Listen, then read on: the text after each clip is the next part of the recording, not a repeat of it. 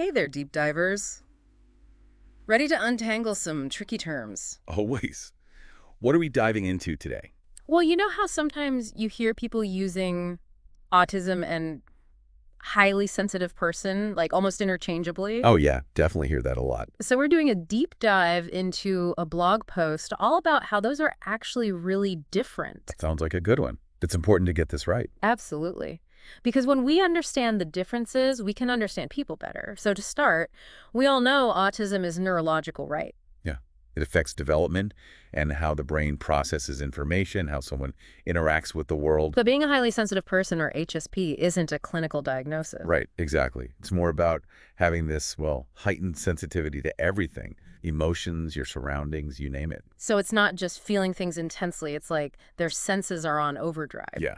And the blog post had this great example. Like, imagine walking into a room with a strong perfume. For most people, it's just a scent. Maybe it's pleasant, maybe not. Yeah.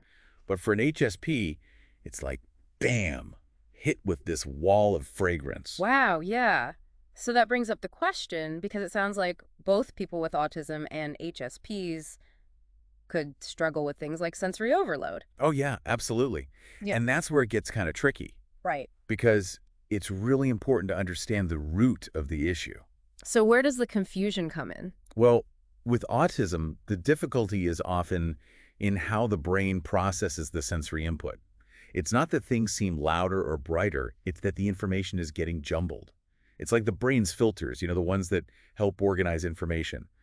Those aren't working quite right. So it's more fundamental than just like being sensitive to a loud noise. Exactly. And that's why you see autistic individuals having meltdowns or shutdowns in situations that other people find totally manageable. So for an HSP, the issue isn't processing, it's intensity. Right. Okay, I see Yeah. the distinction. Like a crowded room might feel chaotic and confusing for someone with autism because their brain is struggling to make sense of it all.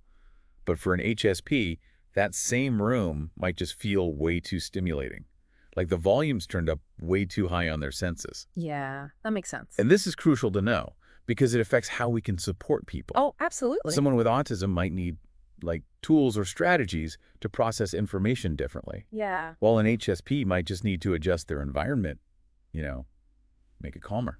This is really interesting. So I guess this also explains why social situations can be tricky for both groups, but for different reasons. Exactly. So with autism, challenges with social interaction are actually part of the diagnosis. Right. This can show up in different ways, Mm. like difficulty understanding nonverbal cues, facial expressions, or struggling to build relationships. And it's important to remember that it's not about being unfriendly or aloof. Right, yeah. It's literally how their brain is wired. Exactly. It's not a choice. And this is where we see the contrast with HSPs. Okay. They might prefer smaller gatherings or identify as introverted, but they don't typically have those core difficulties with social understanding. Which are a hallmark of autism. Right. So an HSP might feel drained after a big party, like their social battery is depleted, but they can still navigate those social waters. Exactly. Whereas an autistic individual, even if they enjoy being around people, might find a social gathering, big or small, just overwhelming. On a very fundamental level. Yeah, they just might not be able to process all the social information coming at them. That makes a lot of sense.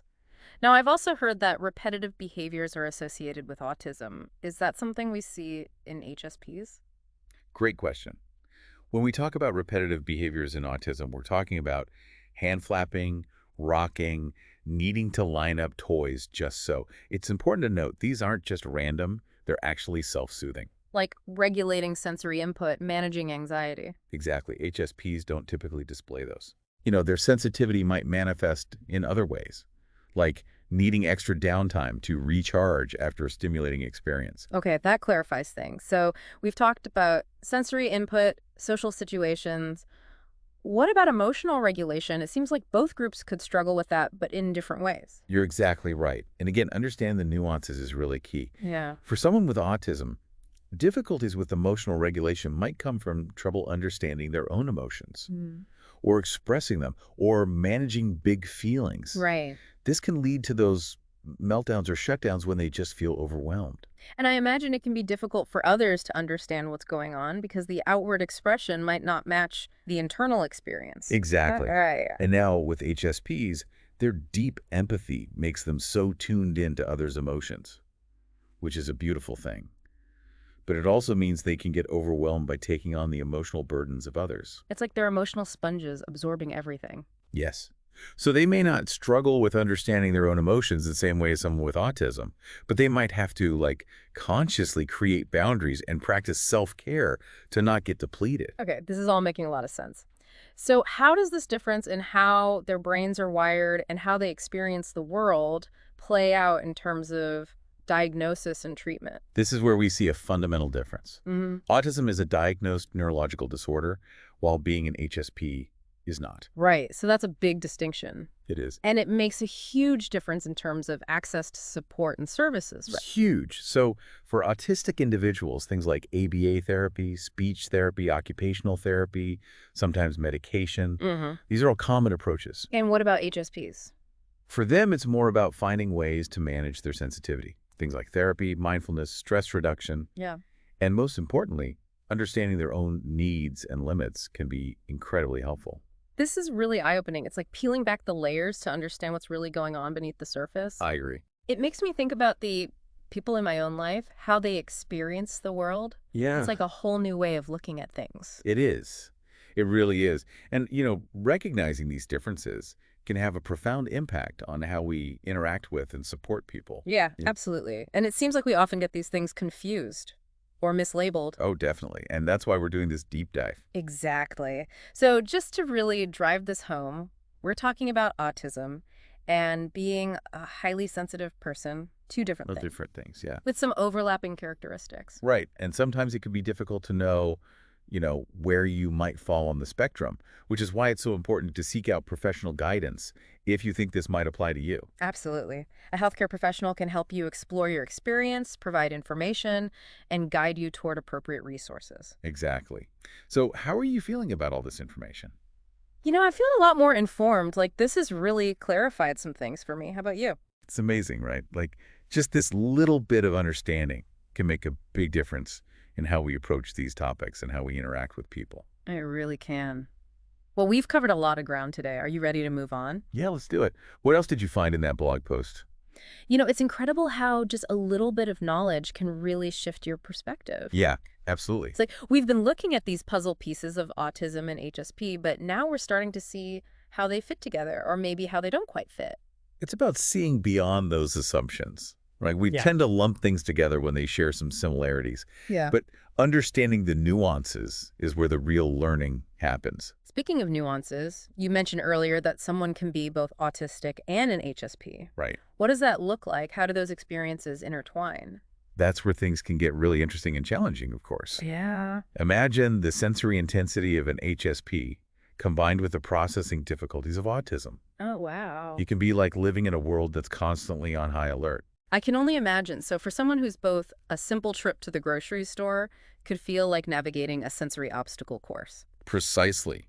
The bright lights, the crowds, Yeah. the jumbled sounds, Hmm. the overwhelming smells. Right. It can all become too much to handle. And then you add the social aspect. Oh, yeah. Maybe trying to make eye contact with the cashier or dealing with an unexpected change in plans. Right. It's a lot to process, both emotionally and sensorially. So how do you even begin to support someone who's experiencing the world through that lens?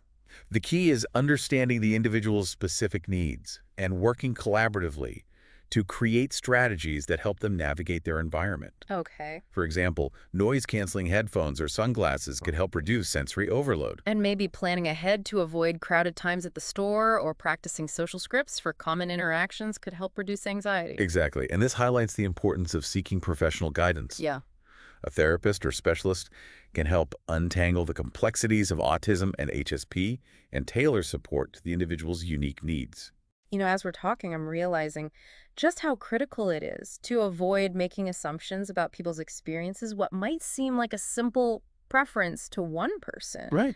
could actually be a deeply ingrained need for another. It's all about meeting people where they are and respecting their individual differences for some people who are both autistic Yeah. and HSP stimming. Those self-soothing behaviors we talked about earlier might be essential for emotional regulation. That makes sense. And while stimming might not be as common for those who identify only as HSP, they might have other coping mechanisms like needing extra time alone to recharge or seeking out quiet spaces. Absolutely. And it's important to remember that these coping mechanisms are not weaknesses. Right. They're strategies that help individuals navigate a world that doesn't always understand or accommodate their needs. It's almost like we need a whole new vocabulary to talk about these experiences instead of judging or labeling behaviors. Yeah, We need to focus on understanding the why behind them. I love that idea. It's about shifting from what's wrong with you to Mm. what's going on for you. Right. It's about creating a space where people feel safe to express their needs without fear of judgment or misunderstanding. This brings us back to the idea of self-advocacy for those who are autistic and HSP. Knowing themselves, their needs, and how to communicate those needs is crucial, right? It's absolutely empowering. It's about finding your voice and using it to advocate for yourself in a world that's not always designed with your needs in mind. So what are some practical ways people can begin to develop those self-advocacy skills? It can start with something as simple as learning about autism and HSP, diving into resources like the ones we mentioned earlier, and connecting with others who share similar experiences. There's power in finding your community, right? It's about realizing you're not alone and learning from the experiences of others. Exactly. Support groups, online forums, and even just having a few trusted friends or family members who understand can make all the difference. And remember, self-advocacy is a journey, not a destination. Right. It's about constantly learning and growing and finding what works best for you. This conversation is making me think about how we can all be better allies, not just for those who are autistic or HSP, but for anyone who might be navigating a different way of experiencing the world. What are some things we can do in our daily interactions to create a more inclusive and understanding environment? It's about little things that can have a big impact, like if you're hosting a gathering, consider offering a quiet space for those who might need a break from the stimulation. Or if you're planning an outing, check in with everyone to see what their needs and preferences are. It's about being mindful and intentional, right? And not being afraid to ask questions. Sometimes the simplest act of asking, how can I best support you, can make someone feel seen and valued. I think one of the most important things we can do is challenge our own biases and assumptions. We all have them, whether we're aware of them or not. So how do we even begin to unpack those biases? It seems like such a daunting task. It starts with being open to learning and acknowledging that our perspective is just one of many. Reading books, listening to podcasts, and engaging with diverse voices can help broaden our understanding of the world and challenge those ingrained beliefs. It's about stepping outside of our comfort zones and being willing to see things from a different point of view. Exactly. And this willingness to learn and grow is what ultimately creates a more compassionate and inclusive society. This deep dive has been such a powerful reminder that understanding is the foundation for connection. Yeah. It's about bridging the gaps between our individual experiences and creating a world where everyone feels seen, heard, and valued. It's amazing how much we've uncovered in this deep dive. I feel like we've gone from wading in the shallows to really swimming in the depths of this topic. Yeah, it's been quite a journey, hasn't it? And I think what's most striking is how much of this comes down to simply shifting our perspective. We've been looking at these two separate islands, autism and HSP, but now we're seeing the whole archipelago, you Mhm. know? The interconnectedness, the overlaps, and the unique beauty of each individual experience. It's a beautiful way to put it, and I think that's what we're ultimately striving for. Yeah. To create a world where everyone feels like they belong, regardless of how they experience the world. So where do we go from here? How do we take all of this newfound knowledge and turn it into meaningful action? It starts with those everyday interactions. Yeah. Right. Those seemingly small moments that can have a ripple effect. Yeah. Imagine a world where we approach every conversation with curiosity and a willingness to learn. A world where we ask questions instead of jumping to conclusions, Yes, where we listen with empathy instead of judgment. exactly. And where we celebrate those differences instead of trying to erase them. This deep dive has really underscored the importance of education and awareness. Yeah. The more we understand about autism and HSP, the better equipped we are to create a world that embraces neurodiversity. And it's not just about educating ourselves. It's about sharing that knowledge with others.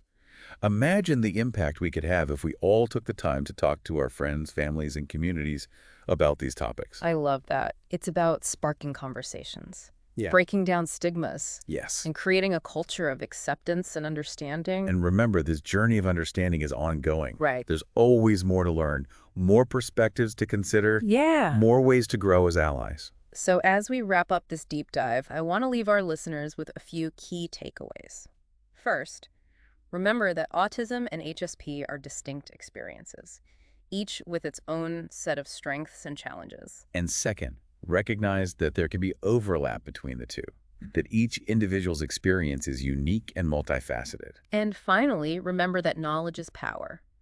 The more we understand about these topics, the better equipped we are to create a more inclusive and compassionate world. So, dear listener, I hope this deep dive has sparked your curiosity and inspired you to continue exploring the fascinating world of neurodiversity. Absolutely. Yeah, Remember, we all have a role to play in creating a world where everyone feels seen, heard, and valued.